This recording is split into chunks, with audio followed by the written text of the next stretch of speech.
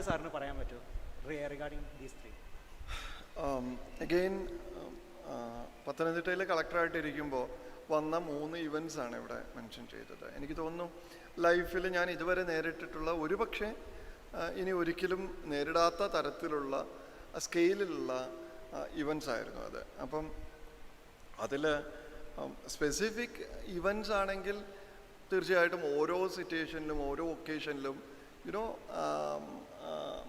There are incidents which you will never forget in your lifetime. ഒരെണ്ണം വെള്ളപ്പൊക്കവുമായി ബന്ധപ്പെട്ട ഒരെണ്ണം പറയാം. അത് ഇതാണ്. എനിക്ക് തോന്നുന്നു ഓഗസ്റ്റ് 14, 2018 ഓഗസ്റ്റ് 14, 2018 ആസ്പിരൻ്റ് ആണോ പറയാൻ പറ്റില്ല. അപ്പോൾ ഓഗസ്റ്റ് 14, 2018 വെള്ളപ്പൊക്കം ഉണ്ടായത്. അപ്പം 15-ാം തീയതി വെളുപ്പിനാകുമ്പോഴേക്കും ഫുൾ മുങ്ങിയിട്ടുണ്ടായിരുന്നു. 15-ാം തീയതി രാത്രിയാണോ 16-ാം തീയതി രാത്രിയാണോ എന്ന് ഓർമ്മയില്ല. I was getting lot of calls. 2 phone ഉണ്ടായിരുന്ന, ഒരു നമ്പർ എടുക്കാൻ പോലും പറ്റാത്ത അത്ര കണ്ടിന്യൂസ് ആയിട്ട് കോളുകൾ വരുമായിരുന്നു. യു കാണ്ട് ഇമാജിൻ ദാറ്റ് ഈ ഫോണിൽ നിന്ന് ഒരാളെ നിങ്ങൾക്ക് ഫോൺ വിളിക്കാൻ പാടില്ലാത്ത തരത്തിൽ എവറി 10 seconds ഒരു കോൾ വരുന്നത്. Can you imagine that? You have to take a number, scroll down the contacts and take a number and dial. That will take 10 seconds.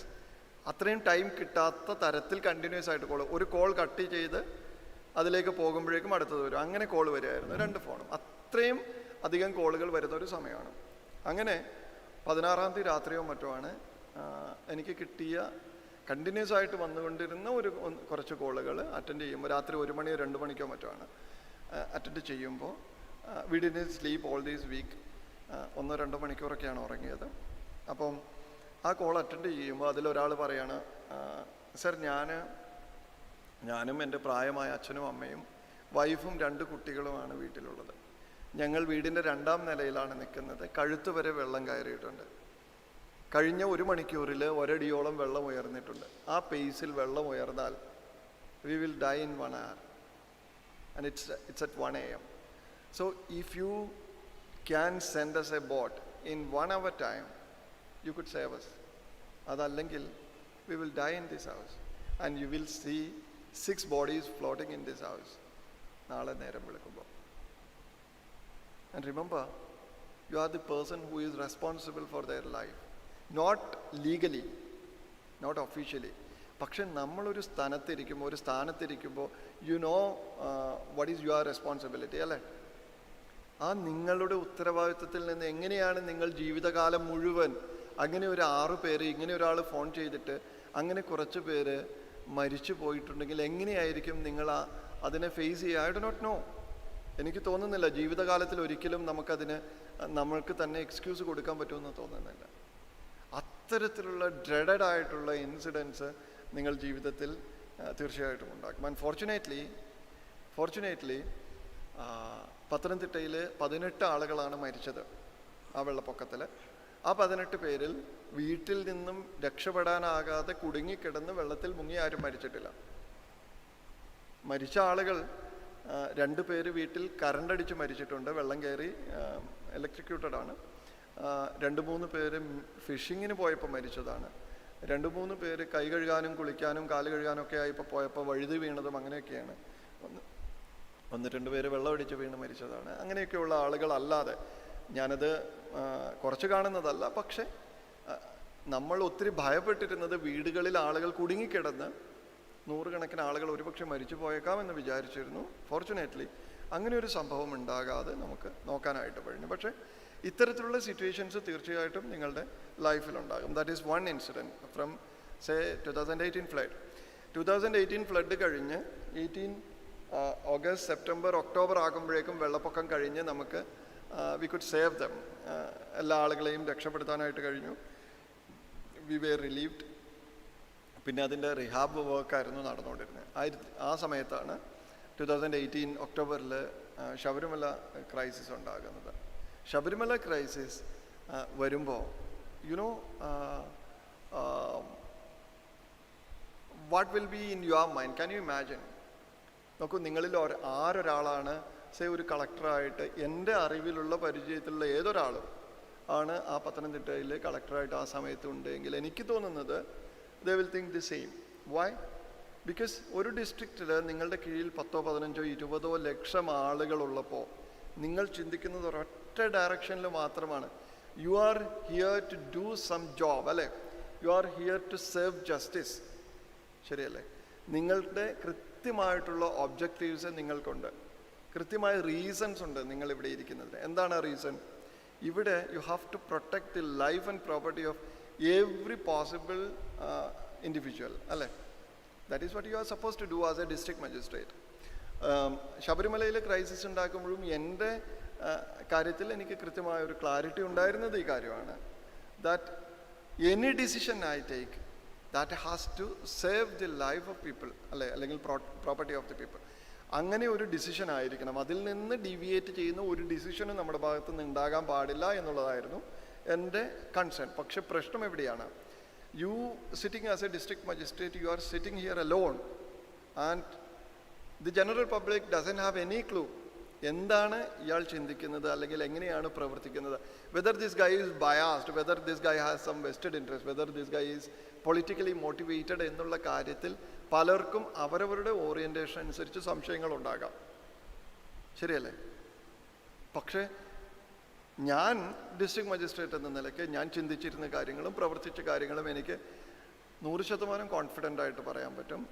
It's not about religion, it's not about, politics, it's not about anything else. But, to do the things in the best possible way, in a just possible way.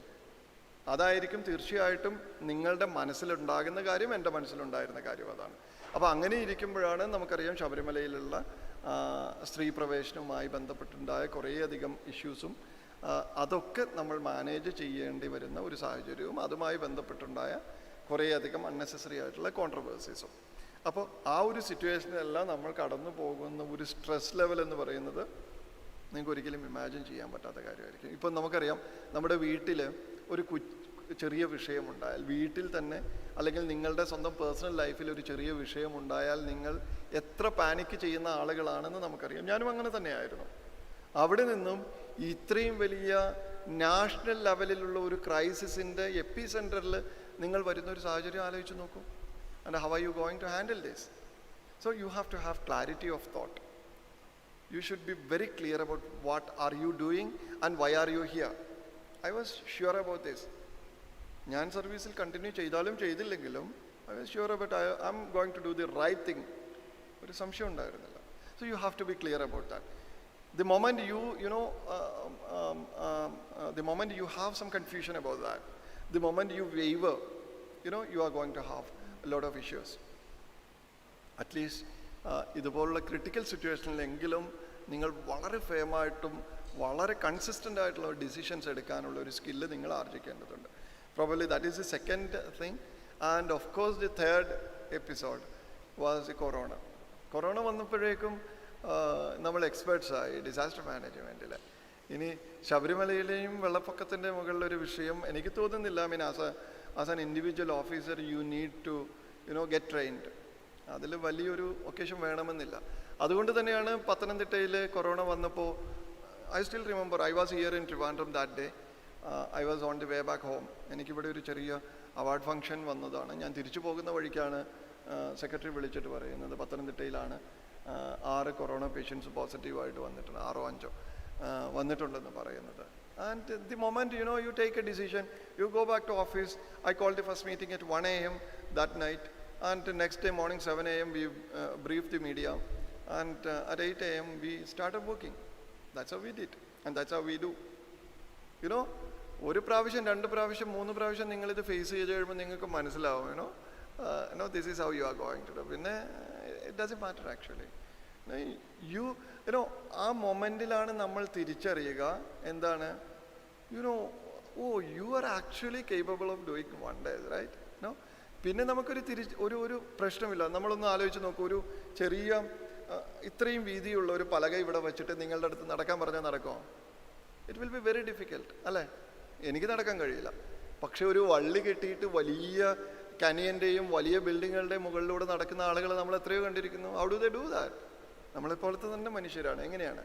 It's all about their confidence, it's all about their focus, അല്ലേ?